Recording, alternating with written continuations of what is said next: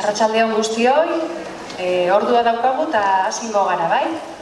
Aldez aurretik komentatu sarreran jarrita daudela talde guztiak eta begirale guztien argazkiak, segurazki hori aterako dezute argazkiren bat, baina jakin dezazuten gaztelokalian bertan egongo diala jarrita, bai? Eta horrekin batera, ekuko bazenute galderaren bat edo, badaukazue gure telefonoa eta gaztelokalian bertan topatuko gaituzue, bai? Arratsaldeon eta ongi etorriak goazen jolastera udaleku irekien aurkezpenera, bai? Aurten goazen jolastera antolatu egingo da, zorionez, iazko urtean ez genuen sorte hori euki, eta aurten ere antolatuko da, baina egoera berezi honen aurrean protokolo zehatz batekin, bai? Jakin dezazuen Osakidetzako Tolosaldeko arduradunekin gaudela harremanetan, eta udalekoan zehar positiboren bat edo sortatuko balitz, beraiek markatutako protokoloa jarraituko genukela, bai? Zentzu horretan lasai egon. Goazen jolastera, 3-8 urte bitarteko aurrei zuzendutako aisialdi hezitzaile programa bada, bai? Udara gehienetan antolatzen dana. Aurten 2 txanda antolatuko dira, lehenengo txandaren hasiera, ekainaren 28-tik uztailaren 17 bitarte izango litzateke, berez 3 aste dira.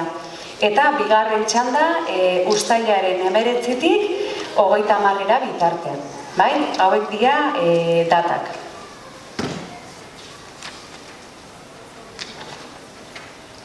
Ordutegia, berez, goizeko 9:00 sartuko liateke aurrak, eguerdiko ordu bata bitarte, bai? Naiz eta oinarrizko ordutegia hori izan, bi anaia arreba apuntatuta daudenean, malgutasun pixkat ematen zaizue, iristeko umeekin punta batetik bestera. Gertatu daiteke, ume bat eukitzea ikastola txikian eta bestea leitzaranen, bai? Gero esplikatuko ditugu aurtengo kokagune berriak, obretan daudelako kasu honetan, Ondarreta ikastetxean, eta bestalde Berrospe ikastetxean ere bai.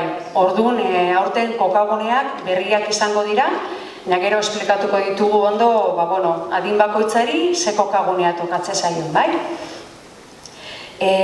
Sarrera antolatua da, bai? Azken finean, sartzeko garaian, orain arte eskolan jarraitu duten protokolo berdina jarraituko dugu, bai?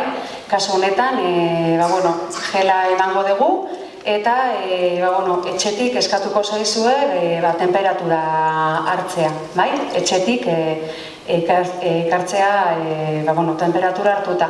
Eta aurten inoiz baino gehiago eskatzen dugu arduraz jokatzea, bai? Zentzu horretan ikusiko bazenute aurra ez dagoela ondo, edo sukarra daukala edo, egoera normal batean zerbait zentzuzkoa da, baina aurten gehien bat eskatuko zaizue arduraz jokatzeko, bai? Dena den, guk kokagune guztietan termometroak izango genituzke, ikusiko bagenu umeak ez dagoela ondo, edo bero xamar dagoela, momentuan hartzeko temperaturak, bai? Ekintzak, aurtengo ekintzak pixkat ezberdinak izango dira egoera ikusita, bai? Segurazki, besturtetan umea ekarri baldin badezue gure udalekutan, badaude ekintza batzuk ospetsuak diala edo tipikoak dianak, ez?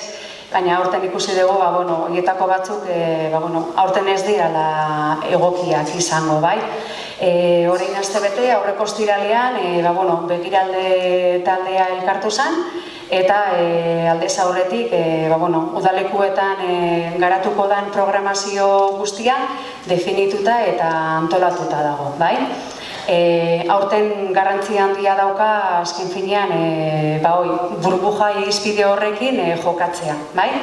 Eta zentzu horretan, saiatuko gara ekintzei dagokienez, ekintza egokiak eta txukunak egitea. Suposatzen ez dutena, gehiagizko kontaktua edo kasu honetan helburua da kutsaketa ekiditzea, bai? Talde bakoitza, printzipioz bakarrik egongo da, burbuja modura funtzionatuko du, bai? Eta modu berdinean talde bakoitza bere begiralearekin material propioa izango du, bai? Eta edozein momentutan, edozein ekintza eta tailerrasi baino leheno bukatuta gero, eta egingo da desinfektatu, bai? Burbuja modura funtzionatutan, azken finean, honek ez dukentzen mugitzeko garaian binaka jongo direla taldeak, bai, segurtasunangatik. Baina gero hori bai, iritsi biharrian, lekura iritsita, parkera iritsita, talde bakoitza funtzionatuko du modu independiente batean, bai?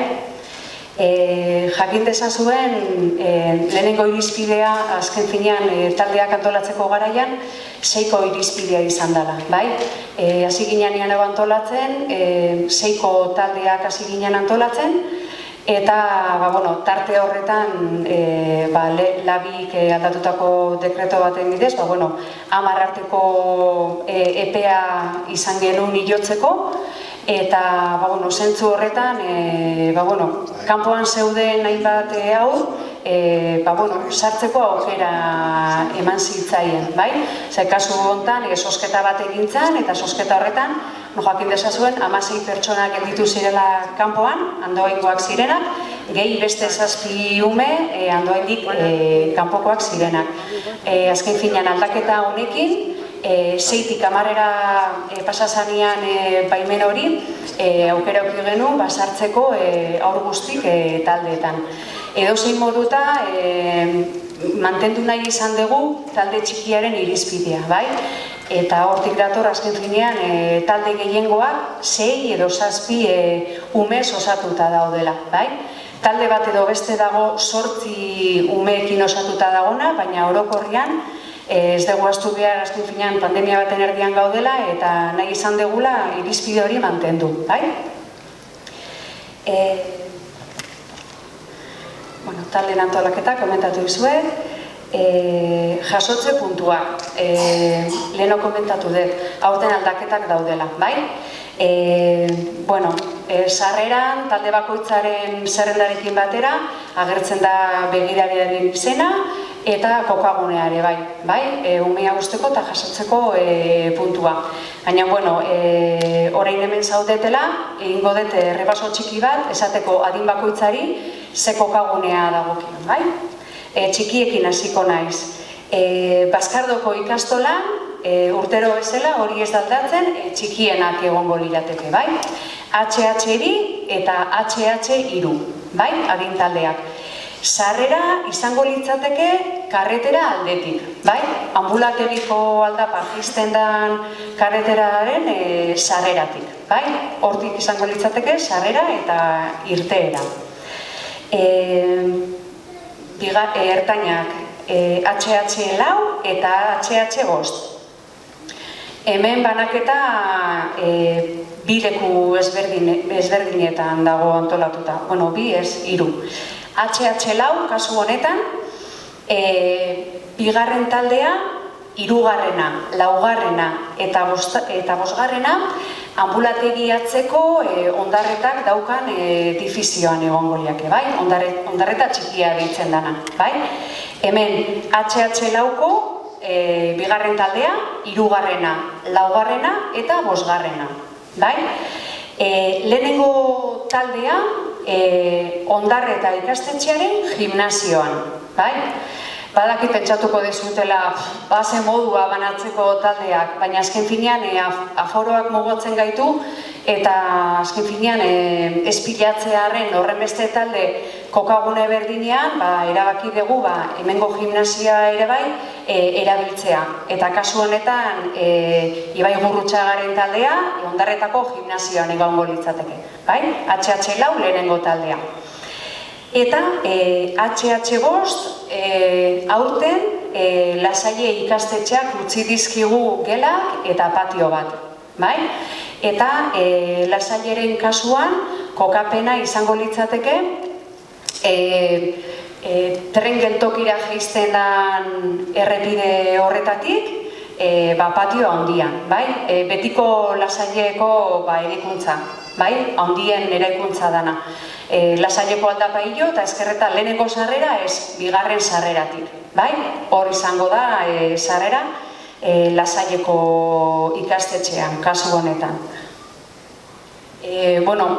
Banatu zen goikoazen jolasterako esku orrialdean agertzen da gure telefonoa, baina bazpa ere errepikatuko dizuet edozein zalantza edo daukazutela gurekin harremanetan jartzeko, mobila da 682-025-485 682-025-485, eta telefono horreta deitzen edozein zalantza edo daukazutela orduntxe ditu eta erantzungo dizu.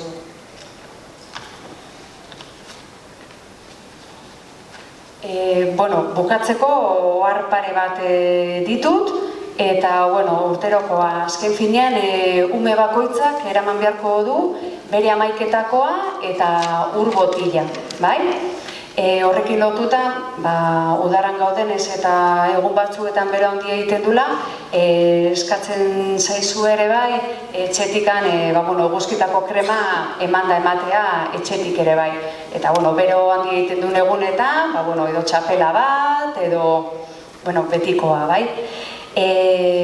Aipamen berezi bat 2018 jaiotako erkin lotuta, txikienak dira, HH2koak dira, eta beraien kasuan posible da oraindik pardela behar izatea, edo horrekin lotuta eskatzen zaizue, ondo iruditzen bazaizue, udalekuko lehenengo egunean, motxila txiki batean, poltsa txiki batean, eramatea aldatzeko arropa, edo toallita batzuk, edo kamiseta zahar bat egin behar baldin badute tailerren bat, eta motxila hori eskeskatu egongo da gelan, eta hori, pixeingo balute edo, eukiko lukete arropa garbia eta aldatzeko.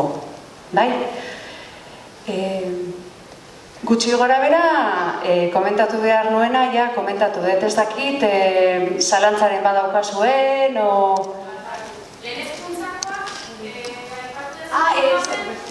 ez dut esan barkatu egia da. Saltatu ditut, handienak LH bat eta LH2 aurten Leitzaran institutoan egongo dira. Leitzaran institutoan eta sarrera nagusitik izango dute. Eskerrik asko eta barkatu.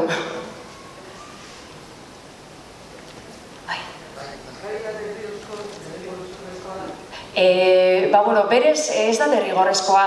6 urte umeak ez baldin badauka, ez da derrigorrezkoa, baina gomendagarria. Hoi zuen esku gelditzen da, ezin dugu derrigortu, baina gomendatu kasu honetan bai.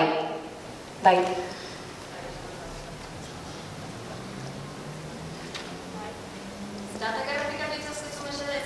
Datak errepikatu itzazezu? Txandanak? Bai, lehenengo txanda hasiko litzateke ekainaren 28an, astelena da. Ekainak 28, uztailak 16. Eta bigarren txanda, uztailaren 19tik 30 bitarte.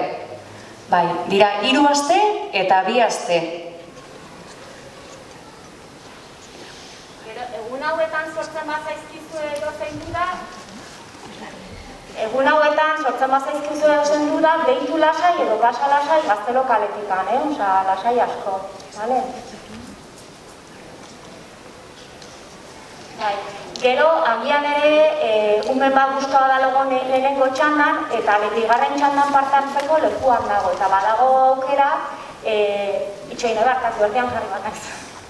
Eta badago aukera lehenengo txandan zehar bigarrenean apuntatzeko, puntuan izateko, bale? Hor olakotan, telefonora deitu edo begiraleari izan zuzenean eta berak guri trasladatuko digu.